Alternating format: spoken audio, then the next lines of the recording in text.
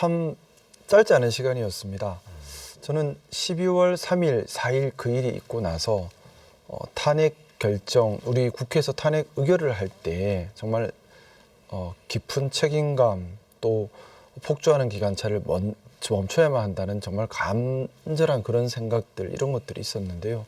그때 참 복합적인 그런 감정을 많이 느꼈었고 이 이후에는 제도가 신속하게 기능해서 이 잘못된 사태를 정당하게 정의롭게 마무리를 빨리 할 수 있을 것이라 생각했습니다. 네. 그리고 또 12월 3일, 4일 이 일에 책임이 있는 사람들이 진심으로 국민들께 사과를 드리고 수습에 적극 나설 것이라 믿었었습니다.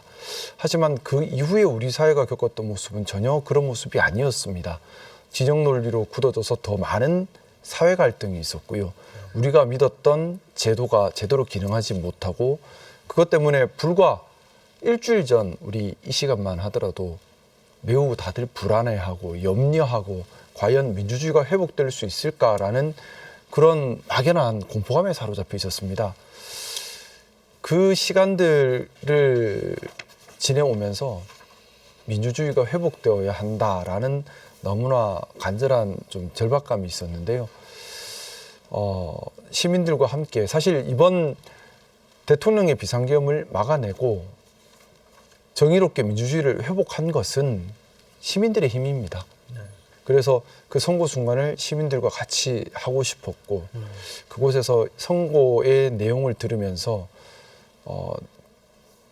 참 그 지난 서너 달의 그 시간이 좀 주마등처럼 스쳐 지나가면서 대한민국의 역사가 그래도 다시 흘러가는구나 라는 안도감 그런 것들을 좀 느꼈었습니다.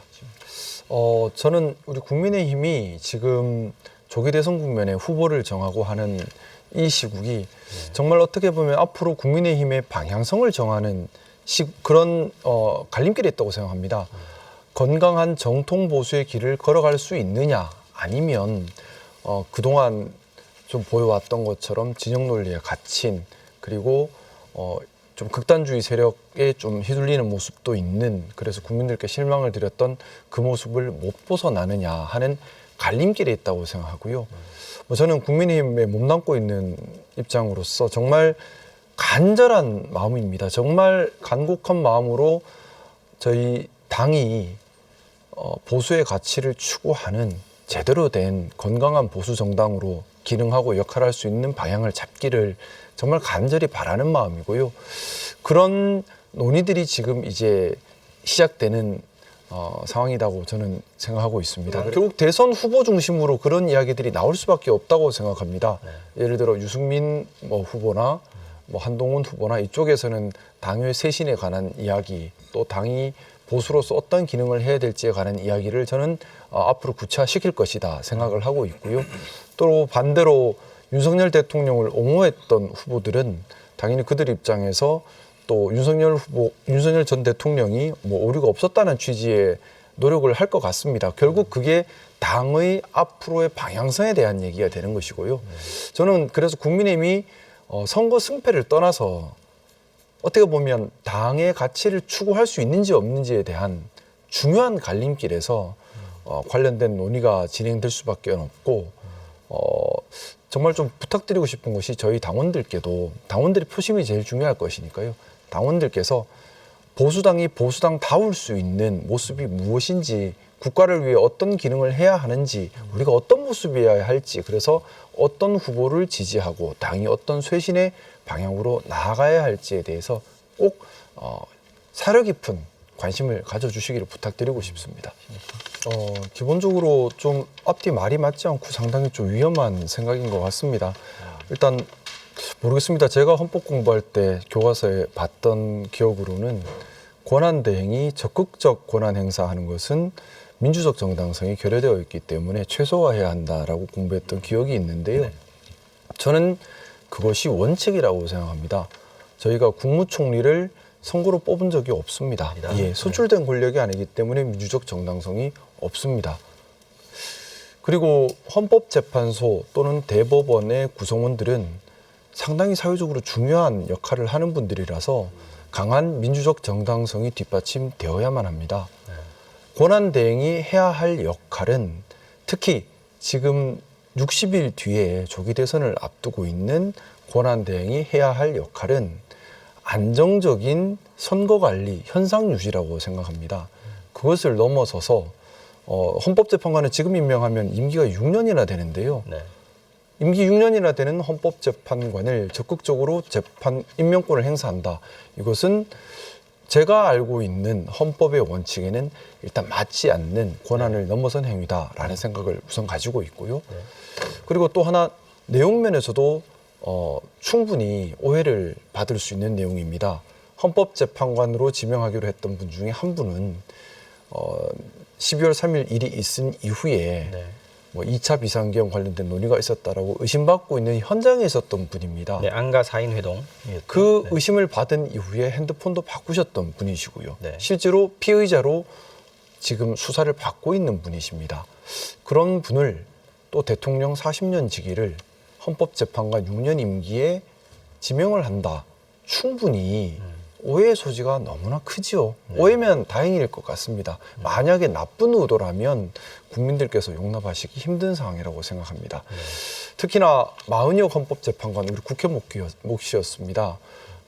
당연히 임명해야 될 마은혁 헌법재판관, 헌법재판소에서 임명하라는 결정이 났음에도 불구하고 무려 100일 이상 임명하지 않고 시간을 끌었었습니다.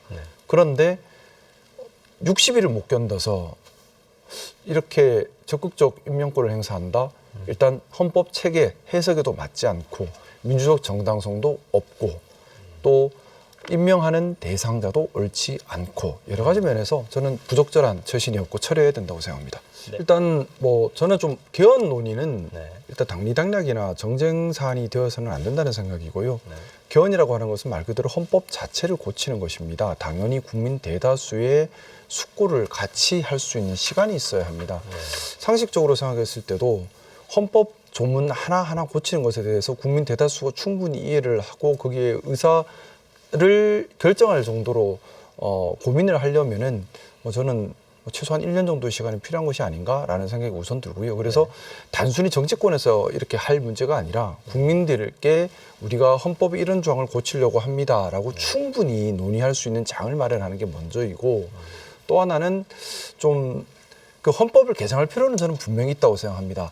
대통령의 권한도 축소를 해야 하고요. 또 좀 이건 제 개인적인 바람이지만은 소선거구제에 대해서도 우리가 고민을 해볼 필요가 있습니다. 국회의원 소선거구제에 대해서도 여러 가지 이런 개정의 필요성은 있긴 하지만 급하다고 해서 함부로 가면 또 다른 문제가 생깁니다. 국민들 대다수가 충분히 이해하고 납득하고 선택할 수 있는 그런 시간을 확보해야 하고 두 번째는 대통령 선거랑 연동이 되어버리면 아무래도 의사가 왜곡될 수가 있습니다.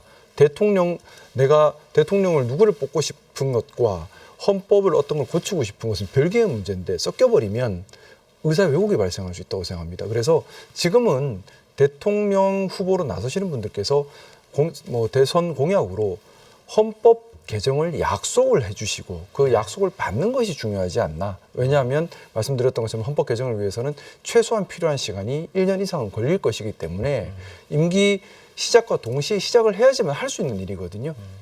그래서 지금은 개헌에 대한 또 개헌 주요 테마에 대한 약속을 하신다면 그거는 국민들께서 대통령을 선택할 때에 이 대통령 후보는 이런 헌법 개정에 대한 관심이 있고 여기는 이쪽에 관심이 있구나라는 걸 또 판단 기준도 될 수 있으니까 차라리 그것이 맞지 않겠는가라는 생각을 개인적으로 가지고 있습니다. 네. 저희는 사실 제가 몰라서 그럴 수는 있는데 구체적인 개헌 논의에 대해서 제가 아직 당의 공식 입장을 들은 것은 없습니다. 아무래도 좀 관련돼서 깊은 논의가 아직 충분히 수기되지는 못한 상태 같고요.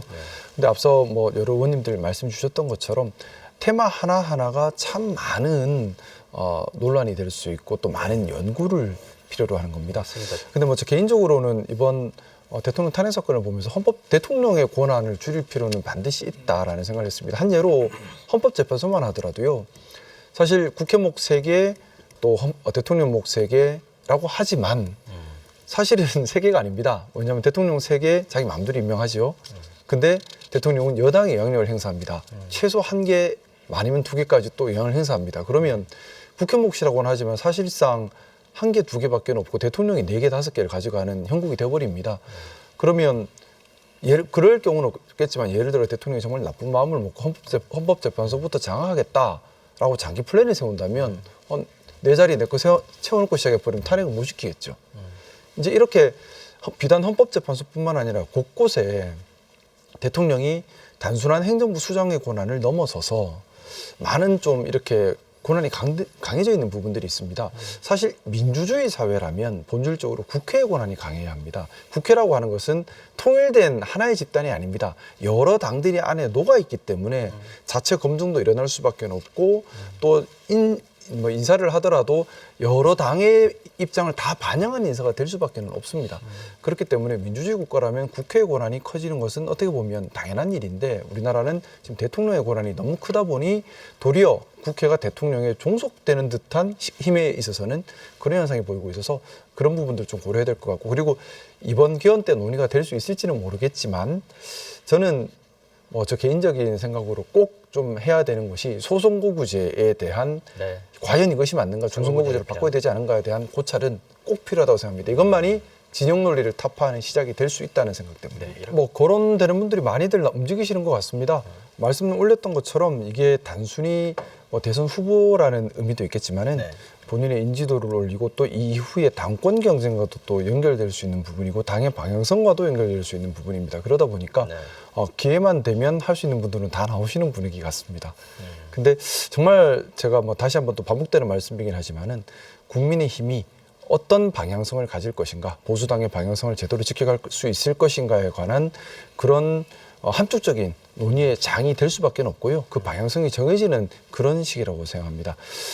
지금 저희 국민의힘 대선 후보들을 보실 때 좀 그 방향성도 같이 좀 눈여겨봐 주셨으면 하는 바람이 있습니다. 국민의힘이 후보를 안 낼 가능성은 없어 보이죠? 지금은 무조건 이만큼 많이 나오려고 하시는데 어떻게 안 될 수 있겠습니까? 이번 민주주의 위기에서 대한국민의 정말 위대함이 드러났다고 생각합니다. 우리 대한민국의 민주주의와 법치주의가 정말 건강하다는 것을 세계에 모범 보였다. 그런 자부심 우리 국민들 가지셔도 될 것 같습니다. 정말 고생 많으셨습니다. 너무 고생 많으셨고요. 이제부터는 건강한 정치를 함께 만들어서 대한민국이 다시 달릴 수 있도록 그렇게 힘과 지혜를 모아야 된다고 생각합니다.